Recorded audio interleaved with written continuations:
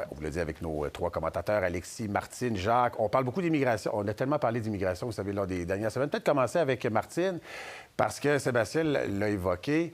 Alors là, on le voit, donc, un moratoire sur 2 programmes. On revoit en quelque sorte aussi donc, les seuils d'immigration à 67 000 donc, personnes, immigrants permanents. Vous venez du milieu des affaires, Martine. J'imagine que ça ne sonne pas comme de la musique à vos oreilles, ce qu'on entend aujourd'hui de la part du gouvernement.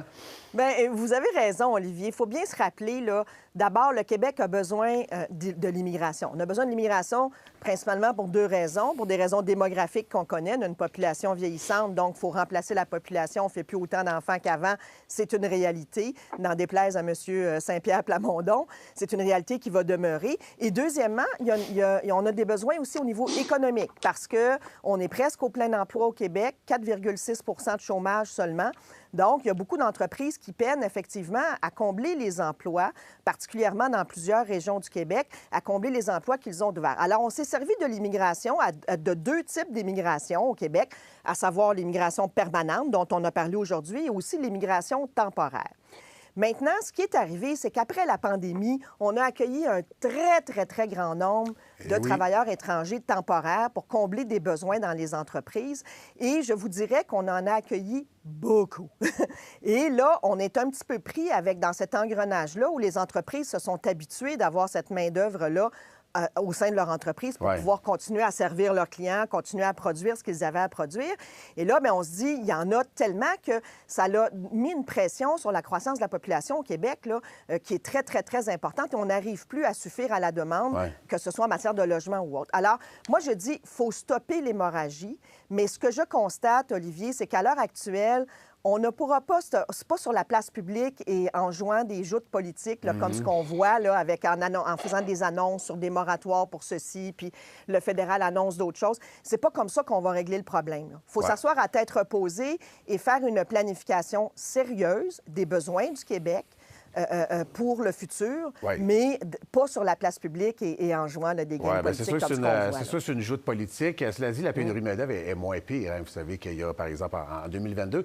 J'aimerais, cela dit, qu'on regarde, puis après ça, je vais poser... Oui, mais là-dessus, Olivier, je vous dirais, excusez-moi, mais je vous dirais qu'il faut faire attention, hein, parce que c'est pas vrai que parce qu'on a, par exemple, un travailleur à Montréal, un diplômé universitaire qui émigre à Montréal avec un diplôme en sociologie, qui va pouvoir aller travailler en région. Qui va pouvoir aller être attrapeur de poulet chez les voltigeurs à Drummondville.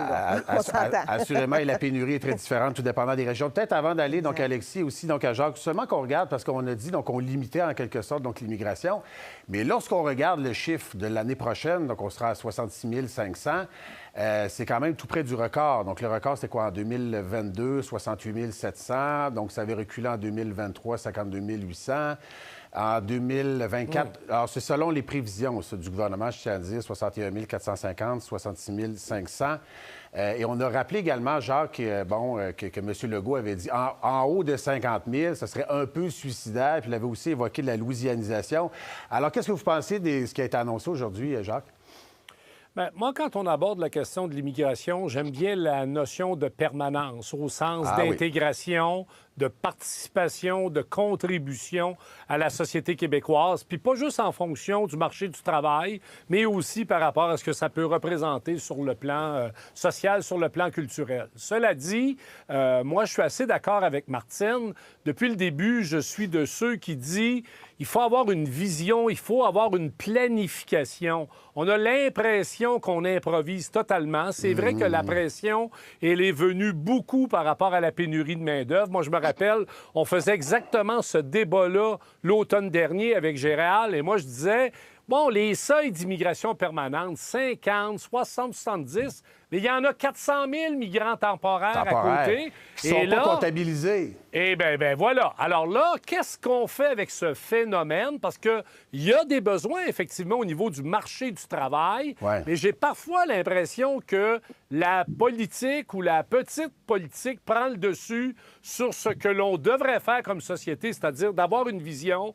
Les partenaires du marché du travail, Martine connaît ça, les syndicats, les patrons, les universitaires, on peut-tu s'asseoir, parler des régions, parler du français, parler des besoins de main-d'œuvre, plutôt que de faire de la politique tout le temps sur le dos des personnes migrantes? C'est une bonne question. J'ai envie de la dévier vers notre ami Alexis. Qu'est-ce que vous en pensez? Avoir une espèce de chantier sur l'immigration, on a l'impression effectivement que le gouvernement agit à la petite semaine, là.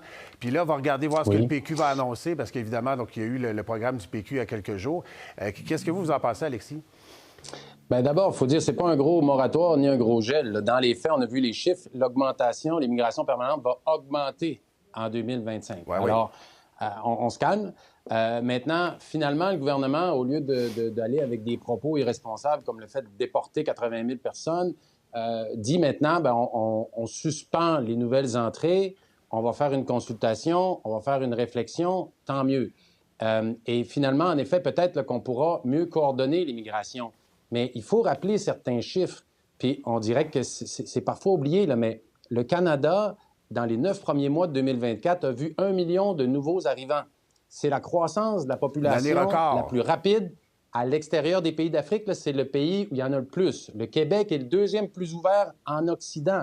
Donc, les économistes des grandes banques, au début 2024, l'ont dit, la croissance est insoutenable. C'est une perte de contrôle. Alors, et le fédéral l'a annoncé il n'y a pas longtemps, la semaine dernière, diminution de 20 de l'immigration permanente. Donc, bien sûr que c'est toujours triste de dire à quelqu'un de former, malheureusement, il n'y a plus de place, mais il faut penser à ceux qui sont déjà ici. Et pour revenir sur les propos de Martine, le taux de chômage, là, au mois d'août, c'était 5,7 mais était 2 fois plus élevé chez les immigrants. Alors, les immigrants qu'on accueille ici, là, ça serait le fun qu'on puisse leur donner un emploi, ça serait le fun qu'on puisse leur donner une place en garderie, puis qu'on puisse prendre soin d'eux correctement. Et là, on a tellement perdu le contrôle que c'est plus ce qu'on fait. Faire ça, si vous me permettez, peut-être laisser répondre Martine, effectivement. Oui. Martine, Alexis a quand même raison. Les services publics, ça craque de partout. Oui. Le problème de logement, c'est pas seulement à cause des immigrants. Puis ça, tout le monde est d'accord pour le dire que l'offre, il y a eu un problème au niveau de l'offre, mais il y a maintenant une demande excessive.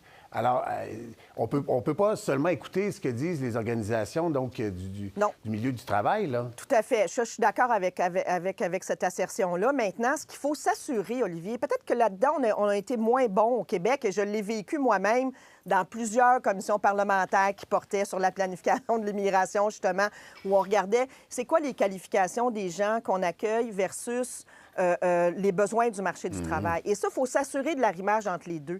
Et on a une instance au Québec, d'ailleurs, qui pourrait très bien faire cet exercice-là dès maintenant, nous aider dans cette planification-là. Jacques l'a mentionné, ça s'appelle la Commission des partenaires du marché du travail.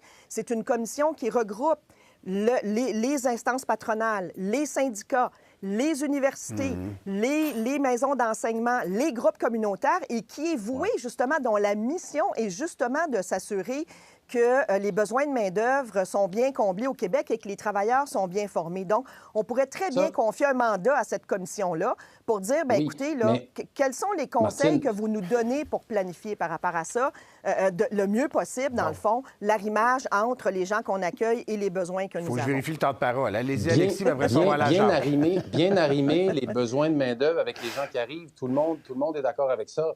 Mais il faut sortir du discours du milieu des affaires puis regarder la question sociétale plus large. Parce que l'immigration qui arrive ici consomme des services. Alors, c'est pas vrai qu'on règle la pénurie de main-d'œuvre parce que la personne qui vient aider le CIS, la Gaspésie, ici, on a la chance d'avoir des nouveaux arrivants qui viennent travailler là, à l'hôpital. Mais ils ont besoin de logement. Ils ont besoin de place en garderie. Et ça génère de l'activité économique. Pas de problème. Ce qu'il faut, c'est respecter une certaine capacité d'accueil pour s'assurer qu'on puisse offrir des services publics généreux à tous ceux qui habitent au Québec. Mais je ne dis pas le contraire. Attendez un petit peu. Oui, Jacques. Allez-y, Jacques. Moi, je pense que tout le monde s'entend pour dire qu'il y a effectivement une problématique qui est réelle. Il n'y a personne qui invente ça. Là. Effectivement, Alexis a raison. Il y a eu, au niveau de la capacité d'accueil, quelque chose qui a été totalement incontrôlable et incontrôlé. En même temps, on regarde ce que le Conseil du patronat nous dit. Il va falloir remplacer d'ici 2030 1,5 million de travailleurs. Bon, ça va à la retraite. Ça se peut qu'on ne soit pas capable de toutes les remplacer. Là, M. Plamondon parlait cette semaine d'innovation, de robotisation. Il y a peut-être même des secteurs d'activité économique qui vont être sacrifiés. Les Scandinaves ont fait ça il y a 20 ans. À un moment donné, ils n'étaient pas capables de répondre à la demande. Ils ont été obligés de décider qu'est-ce qu'on priorise, qu'est-ce qu'on met de côté. et bien sûr notre capacité à accueillir au niveau des services publics. Mais je veux quand même mentionner qu'il y a des besoins au niveau du secteur privé, ça c'est manifeste, mais dans les services publics au Québec, regardez qui travaille dans les CHSLD, on va en parler tantôt, regardez qui travaille dans les CHUM, les CIUS, les CIS. Il y a beaucoup de travailleurs migrants étrangers. Martine a raison, démographiquement, on le sait depuis des années, c'est un problème qui fait qu'on a besoin d'immigration. Ouais, mais le taux de chômage augmente maintenant. Là. On n'est plus à la même place qu'on était il y a 6 mois. Absolument. Le taux de chômage augmente. Il est plus élevé chez les jeunes diplômés. Il est plus élevé chez les immigrants. Chez les jeunes et les immigrants. Tout à fait, Alexis. Gardez vos idées. On va aller, parce qu'on l'a dit que c'était devenu une joute politique. Beaucoup entre la CAQ et évidemment aussi le Parti québécois. Il y a eu toutes sortes d'échanges, évidemment, aujourd'hui après l'annonce du gouvernement. On écoute ça, puis ça va relancer la discussion.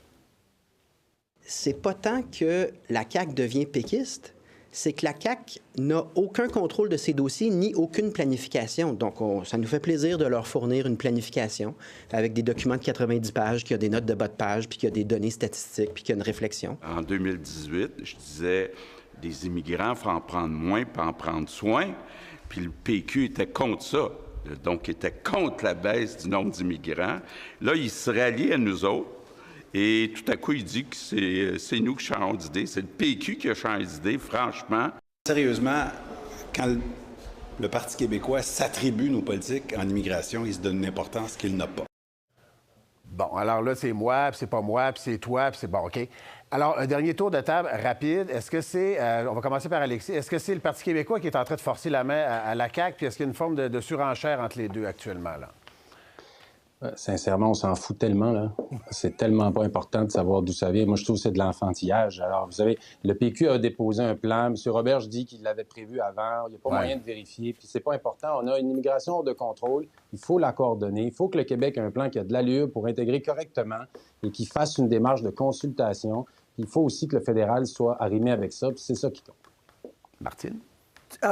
Il vient de tout dire. Olivier, Alexis vient de dire exactement donc, ce que je pense. Donc, c'est des enfantillages. C'est ça que vous voyez, vous, actuellement, donc, à l'Assemblée nationale. Comme on dit depuis le début, c'est des joutes politiques. Le problème, là, c'est qu'on a créé une situation qui est devenue hors de contrôle. Il faut se revenir à la raison et revenir à une planification qui est beaucoup mieux planifiée et orchestrée là, que ce qu'on voit à l'heure actuelle parce que on ne peut pas continuer comme ça. Ça, c'est clair. Alors, sortons le débat de la scène politique, mettons-le dans les mains de la Commission des partenaires du marché du travail où tous les acteurs de la société civile sont représentés et demandons-leur des recommandations par rapport à ça et suivons ces recommandations-là par la suite là, pour régler le problème en travaillant évidemment avec le fédéral. Très bien, Jacques. Bien, je pense que M. Roberge a quand même des responsabilités de par la loi là, au niveau de la planification. Donc, il ne sort pas un lapin d'un chapeau non plus. Bon, est-ce que le Parti québécois les influence? Je suis assez d'accord avec mes collègues. On s'en fout un peu. Qui a raison, qui a tort. Mais à partir du moment où on s'en va vers une planification qui devrait nous mener à la fin de l'été, quoi que M. Roberge semble le dire, au printemps, là, est-ce que c'est les partenaires du marché du travail? Moi, je ferais carrément un sommet sur l'immigration au Québec. Pour voir nos émissions en entier, rendez-vous sur la chaîne Ici RDI.